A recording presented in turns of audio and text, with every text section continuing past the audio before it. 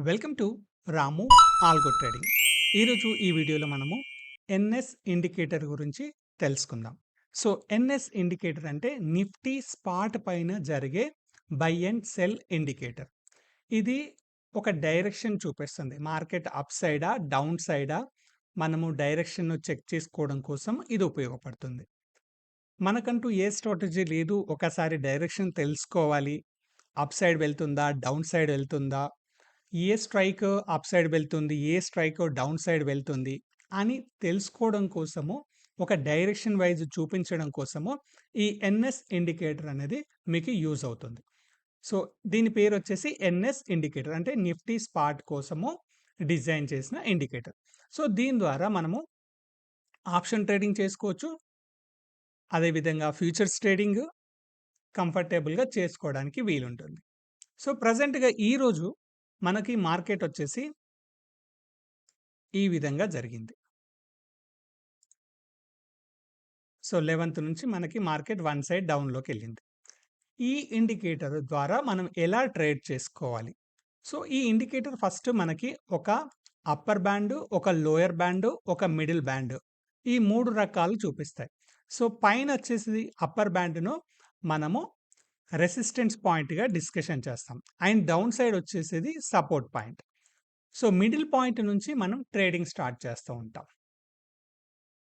ఎప్పుడైతే middle point నుంచి పైకెళ్తుందో ఈ రెసిస్టెన్స్ అనేది మన టార్గెట్. సో, డౌన్ సైడ్‌కెళ్తే ఈ లోయర్ బాండ్ అనేది మన టార్గెట్. అంటే కాల్ సైడ్ తీసుకుంటే up side target, put side తీసుకుంటే డౌన్ సైడ్ టార్గెట్. అండ్ ఈ ట్రేడ్ ఏ విధంగా ఎంట్రీ తీసుకోవాలి? అంటే డైరెక్షన్ ఎలా ఐడెంటిఫై చేసుకోవాలి? సో, ప్రెజెంట్‌గా మనకి నిఫ్టీలో ఈరోజు ఎటువంటి పొజిషన్ చూపించలేదు. సో దట్ మనం ఏంటనంటే నిన్న జరిగిన నిఫ్టీ కోసం వెళ్దాం.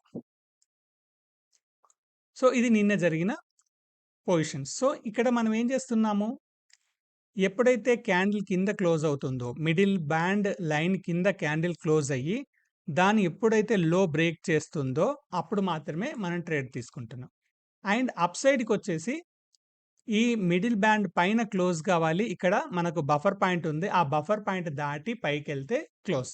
అండ్ ఎక్కడైతే మనకు అప్పర్ బ్యాండ్‌ని టచ్ చేస్తుందో that is our target. So, ఇక్కడికొచ్చిన తర్వాత మీ స్టాప్ లాస్‌ని పైకి అడ్జస్ట్‌మెంట్ చేసుకోవచ్చు. లేదా ఇక్కడ ప్రాఫిట్ బుక్ చేసుకోవచ్చు. అండ్ ఎప్పుడు కూడా ఒక రెసిస్టెన్స్‌ని బ్రేక్ చేసి పైకెళ్తే పైకి వెళ్ళడానికి ఛాన్సెస్ ఎక్కువగా ఉంటాయి. అండ్ లో సపోర్ట్‌ని బ్రేక్ చేస్తే ఇంకా డౌన్ సైడ్ వెళ్ళడానికి ఛాన్సెస్ ఎక్కువగా ఉంటాయి. అందుకోసమే లో దగ్గర బై తీసుకొని మిడిల్ దగ్గర ఎగ్జిట్ కావాలి అని చెప్పట్లేదు. మిడిల్ బాండ్ నుంచి పైకెళ్తే బయింగ్‌లో ఉండండి. కిందికెళ్తే సెల్లింగ్‌లో ఉండండి. అండ్ ఇక్కడొచ్చేసి మీకు కంప్లీట్‌గా టైమ్ సెట్టింగ్స్ ఇచ్చాను. ఈ టైమ్ సెట్టింగ్స్ ప్రకారంగా మీరు చెక్ చేసుకోవచ్చు. అంటే బై డిఫాల్ట్ 9:21 పెట్టాను. అండ్ 3:00 క్లోజింగ్ పెట్టాను. ప్యూర్‌లీ ఇంట్రాడే బేస్‌లో. అండ్ బఫర్ పాయింట్స్ 2 పెట్టాను. ఈ బఫర్ పాయింట్స్ మీరు కావాలంటే అడ్జస్ట్‌మెంట్ చేసుకోవచ్చు. అండ్ ఇప్పుడు పాయింట్ ఏంటంటే మనం ట్రేడింగ్‌లో ఏ విధంగా ఎంటర్ కావాలి. సపోజ్ ఈరోజు మార్కెట్ ఏంటి మనకి ఫస్ట్ 5 మినిట్స్ క్యాండిల్ క్లోజ్ అయింది. సో, 24,500లో. సో, ఇప్పుడు మనం ఏం చేస్తాము 24,500 పుట్ టు కాల్‌ను స్క్రీన్ మీదకి తీసుకొచ్చుకుంటాం.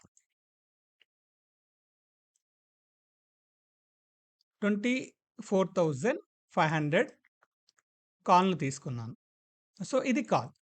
ఇక్కడ 5 మినిట్స్ టైమ్ ఫ్రేమ్ వాడుతున్నాను. మీరు ఏ టైమ్ ఫ్రేమ్ అయినా చెక్ చేసుకోవచ్చు.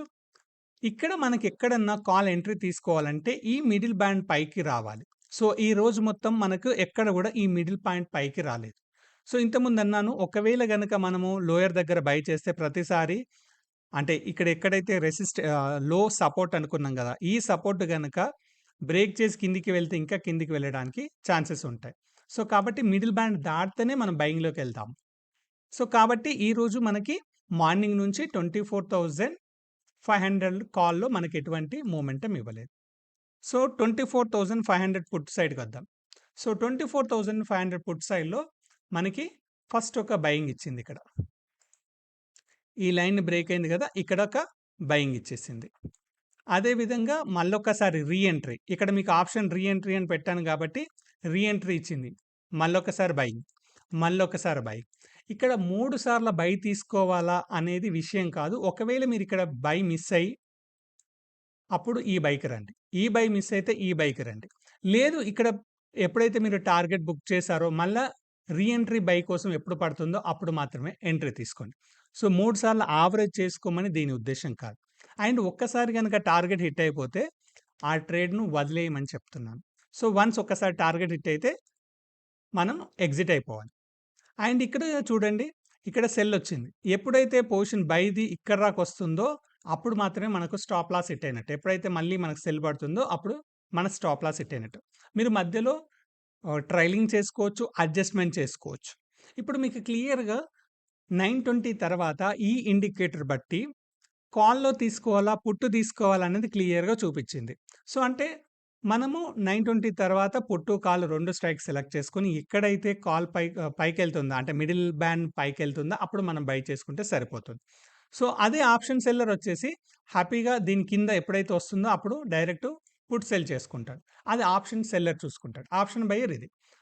ఇది కంప్లీట్‌గా మీకు ట్రేడింగ్‌ను ఇండికేట్ చేస్తుంది. ఈ మిడిల్ బ్యాండ్ దాటినప్పుడు మాత్రమే బయింగ్‌లోకెళ్ళండి అని జెప్పేసి.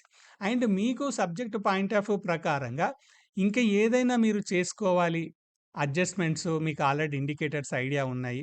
ఇంకా కొన్ని ఇండికేటర్స్ యాడ్ చేసుకుంటాము అని అనుకుంటే మీరు ఇండికేటర్ యాడ్ చేసేసుకొని ఇంకా కన్ఫర్మేషన్ ట్రెండ్ తీసుకోవచ్చు.